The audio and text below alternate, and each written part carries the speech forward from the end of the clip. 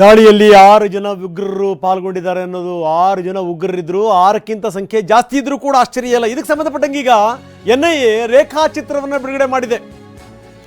ದೊಡ್ಡ ಬಸವಯ್ಯ ಕೂಡ ಅದನ್ನೇ ಹೇಳ್ತಾ ಇದ್ರು, ಪ್ರತ್ಯಕ್ಷದರ್ಶಿ. ಇಲ್ಲ ಸರ್, ಒಂದು 5-6 ಜನ ಇದ್ರು ಅನ್ನುವಂಥ ಮಾತನ್ನು ಅವ್ರು ಹೇಳ್ತಾ ಇದ್ರು. ಶಂಕಿತ ಉಗ್ರರ ರೇಖಾಚಿತ್ರವನ್ನು NIA ಬಿಡುಗಡೆ ಮಾಡಿದೆ. 3 ಜನರದ್ದು, ಆಸಿಫ್, ಸುಲೇಮಾನ್ ಮತ್ತೆ ಅಬು ಅನ್ನುವಂಥವ್ರ ಫೋಟೋ ರಿಲೀಸ್ ಆಗಿದೆ.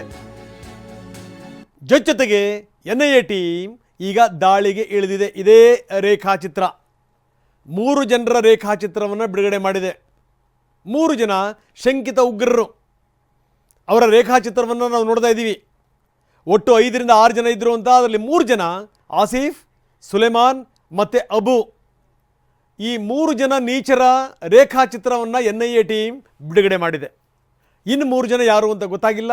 ಅದಕ್ಕೆ ಸಂಬಂಧಪಟ್ಟಂಗೆ ಈಗಾಗಲೇ NIA ಟೀಮ್ ತನಿಖೆಗೆ ಇಳಿದಿದೆ. ಎಲ್ಲ ವಿವರಗಳನ್ನು ಕಲೆ ಹಾಕ್ತಾ ಇದೆ. ಇಲ್ಲಿ ಯಾರಿದ್ರು, ಏನು, ಯಾರ್ಯಾರಿಂದ ಇನ್ಫಾರ್ಮೇಷನ್ ಹೋಯಿತು. ಯಾಕಂದರೆ ಸ್ಥಳೀಯರ ಬೆಂಬಲ ಇಲ್ಲದೇ ಇದ್ಯಾವುದೂ ಕೂಡ ಆಗಲಿಕ್ಕೆ ಸಾಧ್ಯವೇ ಇಲ್ಲ. ಜೊತೆಗೆ ಅಲ್ಲಿ ಅವರು ಬೈಕನ್ನು ಕೂಡ ಬಳಸಿದ್ದಾರೆ. ಬೈಕ್ನಲ್ಲಿ ಯಾವುದೇ ನಂಬರ್ ಪ್ಲೇಟ್ ಇಲ್ಲ. ಕೆಲವು ಸಂದರ್ಭಗಳಲ್ಲಿ ಬೈಕ್ಗಳನ್ನು ಅಲ್ಲಿ ಬಳಸ್ತಾರಂತೆ. ಅದೇ ಬೈಕ್ಗಳನ್ನು ಏನಾದರೂ ಉಗ್ರರು ಬಳಸ್ಕೊಂಡ್ಬಿಟ್ರ?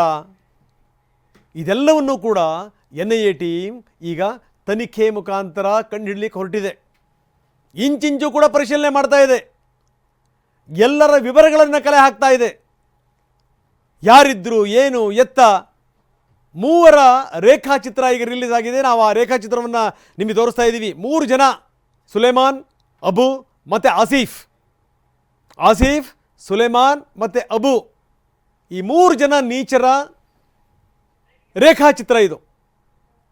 ಬಹುಶಃ